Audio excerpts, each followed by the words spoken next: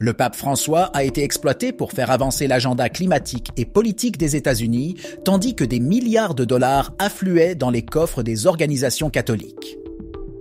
Désormais, des documents officiels le confirment et des évêques et cardinaux risquent des années de prison pour fraude et détournement de fonds publics. Un article de Forbes liant l'Agence américaine pour le développement international au Vatican a été discrètement supprimé. Qu'essaie-t-il de cacher ? Restez avec nous, car cette histoire pourrait tout faire s'écrouler. Nous sommes confrontés à quelque chose d'inédit. Un document officiel du gouvernement américain, pas une théorie du complot, mais un document public, confirmant que les États-Unis ont tenté d'exploiter la position du pape François pour promouvoir des politiques mondialistes. Ce n'est pas une déduction, ce n'est pas un soupçon, c'est noir et blanc. Et le contenu est tout simplement dérangeant.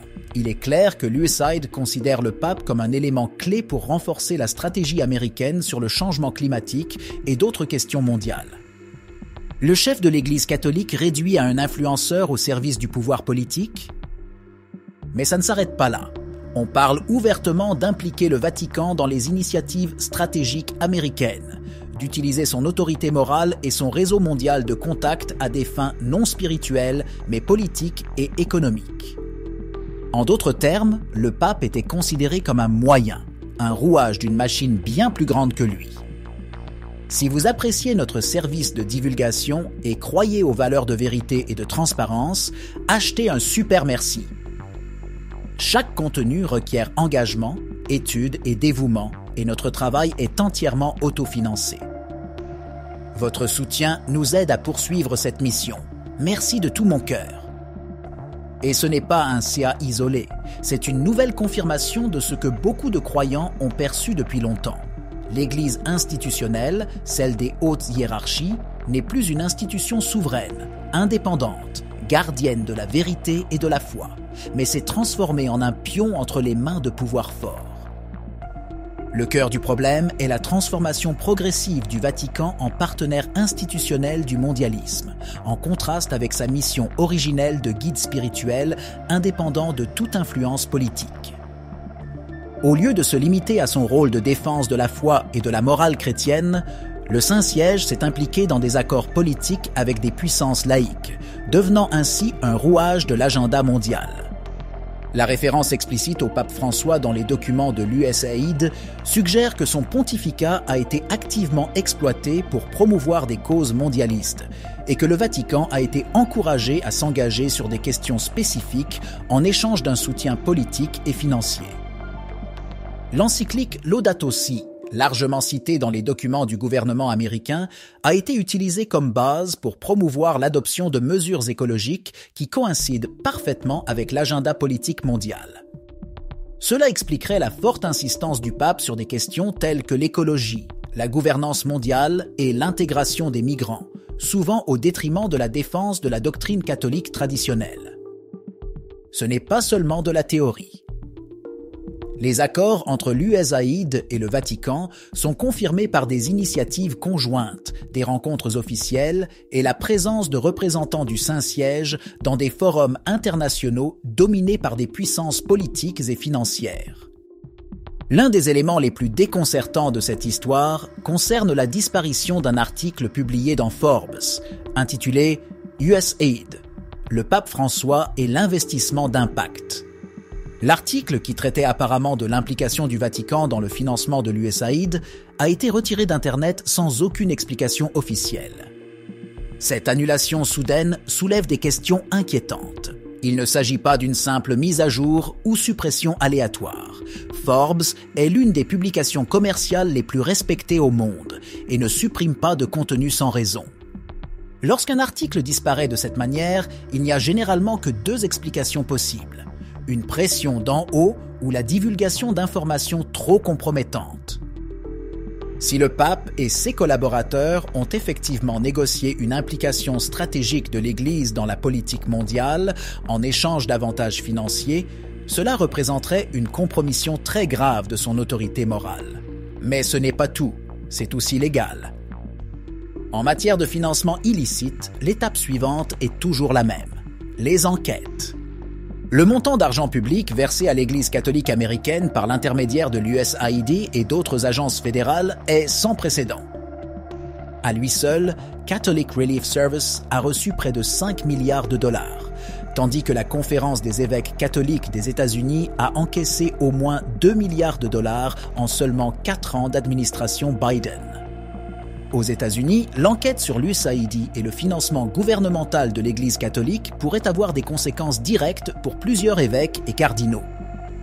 L'accusation principale concerne le détournement de fonds publics destinés à des œuvres caritatives catholiques, avec la possibilité réelle qu'une partie de cet argent ait été détournée pour couvrir les déficits budgétaires des diocèses ou utilisé de manière non déclarée aux autorités fédérales.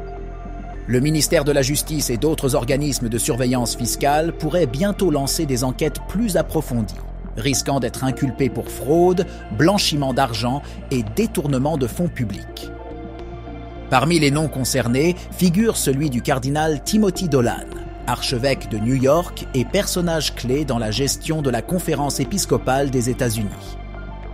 Le diocèse de New York fait partie de ceux qui ont reçu des sommes importantes par l'intermédiaire de Catholic Charities et d'autres organisations affiliées.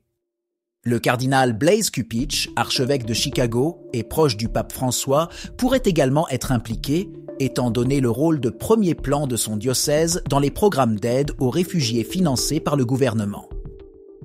De même, le cardinal Robert McElroy de San Diego, connu pour ses opinions progressistes, est sous le feu des critiques pour l'afflux massif de fonds fédéraux destinés aux programmes d'immigration gérés par son diocèse.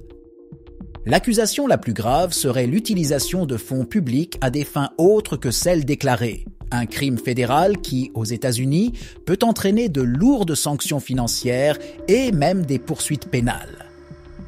Si des irrégularités dans les budgets ou des liens avec des entités politiques qui influencent les choix de l'Église étaient démontrés, le risque pour les prélats impliqués serait de devoir témoigner devant des commissions d'enquête et, dans les cas les plus graves, d'être formellement inculpés. Si l'enquête s'étend au Vatican, le lieu où se trouve le pape François pourrait faire l'objet d'une enquête plus vaste. Le document de l'USAID, qui parle d'exploiter la position du pape à des fins politiques, soulève des questions sur le niveau de sensibilisation et d'implication du Saint-Siège. Si l'on démontrait que l'Église a accepté des fonds liés à des politiques spécifiques, cela porterait un coup dévastateur à sa crédibilité.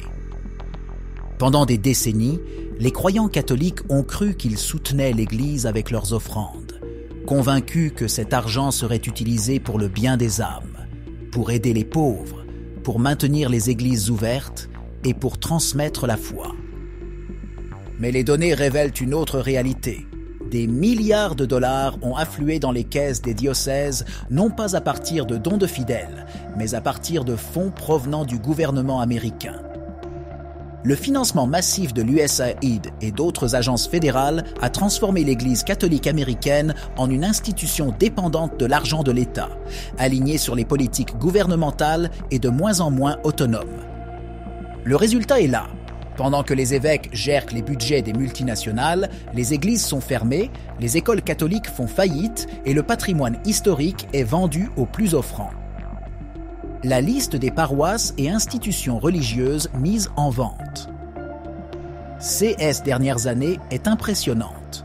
Dans de nombreux diocèses, des églises historiques aux autels en marbre et aux précieux vitraux sont transformées en restaurants, boutiques, centres culturels laïques ou même en mosquées. Les évêques justifient ces opérations par le manque de fidèles et de ressources. Mais comment est-il possible qu'une église qui reçoit des milliards de dollars du gouvernement ne soit pas en mesure de maintenir ses paroisses ouvertes? Le problème n'est pas le manque d'argent. Le problème est la gestion. L'argent sert à financer des programmes politiques, des initiatives idéologiques et des opérations qui n'ont rien à voir avec la mission de l'Église. Et tandis que les diocèses bradent leur patrimoine, la hiérarchie ecclésiastique continue de prospérer dans un système de privilèges et d'accords avec le pouvoir politique. Le scandale n'est pas seulement économique, mais moral et doctrinal. L'argent public a influencé les choix de l'Église, la poussant à se concentrer sur des questions politiquement acceptables tout en ignorant le déclin de la foi. Nous ne parlons plus du salut des âmes, du péché, de la conversion, du paradis et de l'enfer, mais seulement de climat, de migration et de coopération internationale. C'est la grande escroquerie dont souffrent les fidèles catholiques. Ils ont financé leur Église par des sacrifices, sans savoir que le véritable argent venait d'ailleurs dans des conditions bien précises. Aujourd'hui, alors que le système risque de s'effondrer, on demande aux fidèles de compenser par de nouveaux dons, tandis que les évêques continuent de manœuvrer les milliards provenant des gouvernements. Si cette dépendance financière n'est pas interrompue, l'Église catholique risque de se transformer définitivement en une agence au service du pouvoir séculier, abandonnant complètement sa mission spirituelle. La trahison des fidèles est désormais un fait. La question est, combien de temps encore les catholiques seront-ils prêts à tolérer cela? Qu'en penses-tu? Si vous avez aimé la vidéo, commentez Amen. Que Dieu te bénisse.